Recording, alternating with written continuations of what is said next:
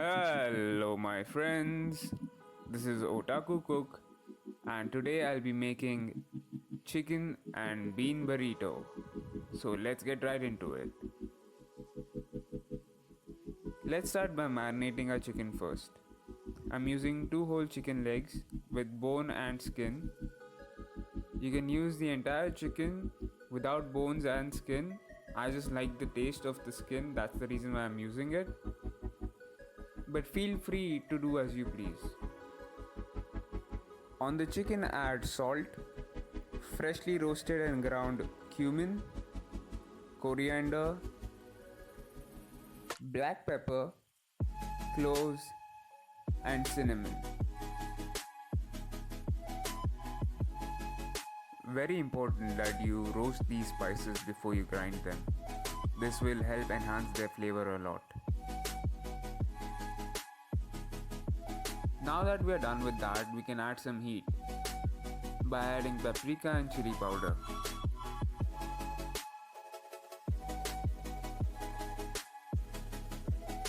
Lastly, onion and garlic powder. If you don't have onion and garlic powder, that's fine. You could substitute it with fresh onion and fresh garlic. All you need to do is get 3 or 4 cloves of garlic and pulverize them with half an onion and apply it on the chicken. Very important, and something that I almost forgot was to add some oil. This will help the rub to stick with the chicken. Any type of oil would do. Peanut oil, vegetable oil, whatever. Now give your meat a good old rub. Massage it. Make sure that the spices cover the chicken on all sides. Once you're done with that, let it rest for at least 30 minutes. Best would be to leave it overnight. That will help penetrate the flavor even better. Now that we're done with the chicken, we can talk about the beans. And even though the procedure is very simple and straightforward, it is extremely time consuming. So my advice is to do it ahead of time. Over here I'm using white rajma. But I would highly recommend that you used canned beans instead of these dried ones. They cook faster and they are very useful when you're in a pinch. If you can't get canned or refried beans, this is what you do. You soak your white rajma overnight or until the skin starts coming off. Then add 4 to 5 cloves of garlic. Don't add any salt yet and put it in a pressure cooker and cook it until the beans get soft. The cooking time depends on your beans and your cooker, although it should take around 5 to 6 whistles until they are cooked. Meanwhile, we can work on our vegetables for the chicken. It's simple and you can get these ingredients anywhere. So to start with, we'll oil our bell peppers and tomatoes so that we could char them on the stove. It doesn't matter what oil you're using, as long as it's neutral, it's okay. Use peanut, use vegetable, use what you have or what you like. What's important is to apply oil thoroughly on it. And of course the same goes for the tomatoes as well. Use fork or tongs to help you hold these vegetables on the stove. Now of course you can use your oven, but this method is much more faster and you can char it more thoroughly than in an oven. Make sure that you move it around. We really don't want to cook it right now. All we need to do is remove the skin. And while doing that, add some smokiness to it. Do this with all your bell peppers and tomatoes.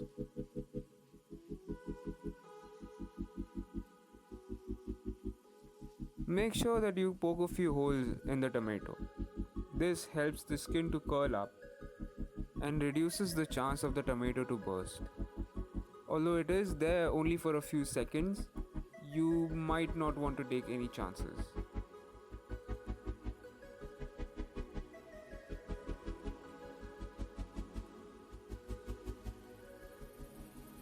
Now when the time comes to remove the skin, make sure that you don't wash it underwater.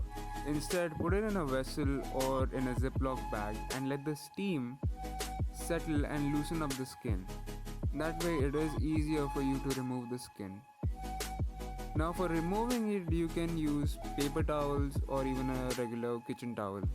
But make sure that you remove as much as you can, because this black stuff is absolutely not good for your health.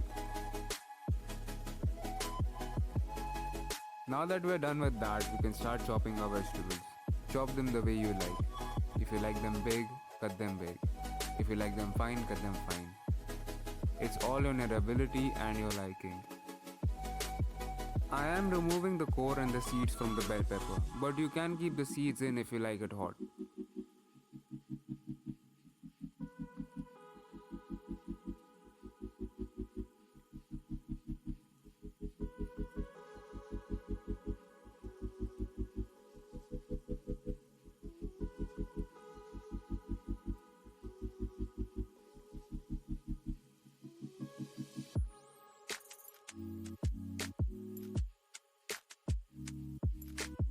Now when you are cutting the tomatoes, make sure that you throw away the seeds because they are going to taste better.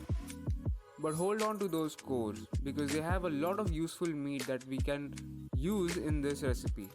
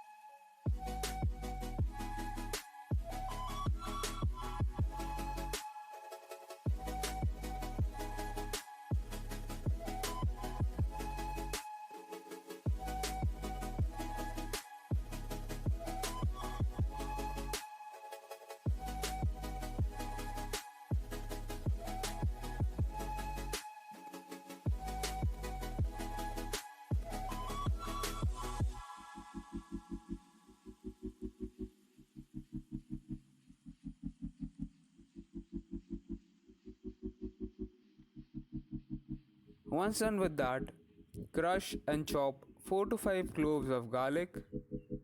And again, you don't have to be fancy about it. Just run your knife once or twice and that's fine.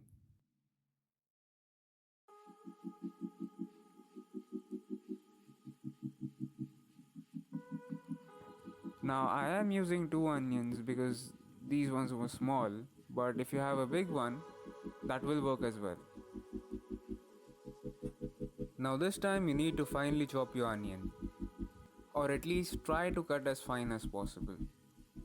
Make sure that you're using a sharp knife, in fact a very sharp knife, and only running your knife on the onion once.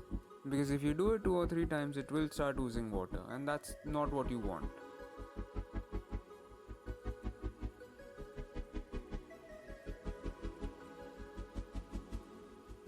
So we're done with the preparations and now we can start cooking our chicken.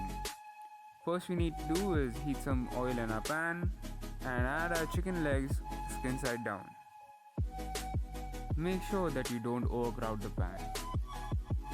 We need to give a nice beautiful golden brown color on the skin. Putting them in one by one will allow you to get that color. Once you get to that point, remove the chicken and add your onions and saute them until they get soft.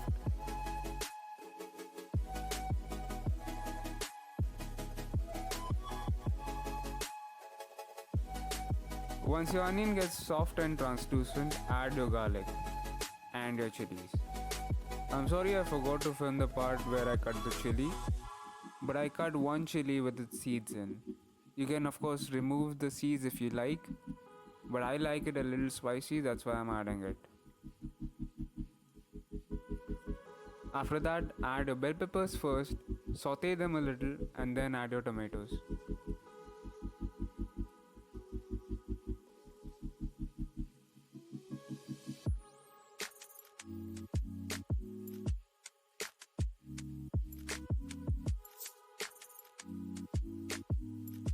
When your tomatoes and peppers are cooked thoroughly, now you can add your chicken and your chicken stock. Again, this recipe is going to taste as good as your chicken stock is, so make sure that you are using a good quality chicken stock. Now all you need to do is cook the chicken until you can remove the bones and then shred it.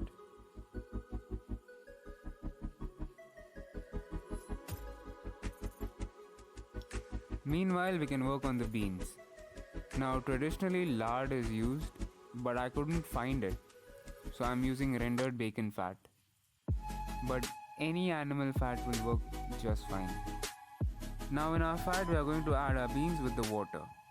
And please be careful, the rendered fat is very hot. Now when the beans come to a boil, you can start mashing them. Now the texture completely depends on you. If you like them smooth, just put them through a food processor. If you like them chunky, just use your hands and just mash it until you're satisfied with the texture that you want. And that's pretty much to this recipe. Finally, adjust the seasoning. Now if you are going to use bacon fat just like me, make sure that you don't add any salt beforehand, because it might get too salty by the end. Instead, adjust the seasoning at the very end of the dish. Same goes for the chicken for seasoning, adjust it at very end, and don't forget to add your remaining marinade while cooking the chicken. Don't waste it.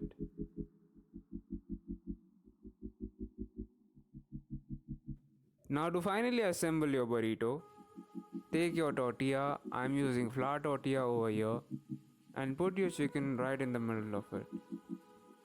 Spread it equally in the middle, but don't overfill it. If you do that, rolling will be very difficult. Next, add your beans the same way you added your chicken. Make sure that you don't overfill it. Again, it will be very difficult for you to roll it around because there are still two more ingredients that we need to add in it. Next, add your grated cheese, any cheese of your liking. Just add something that is flavorful, not like mozzarella, which is pretty much bland. Although if you still like mozzarella, feel free to add it. Then you add your rice, and yes, of course you can add onions, tomatoes, or even avocado if you like so. Now roll it around, tuck the ends, and there you go, your burrito is ready.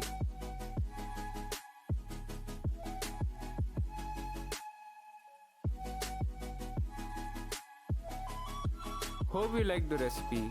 If you did, please make sure to hit the like button and subscribe. This is Otaku Cook. Until next time.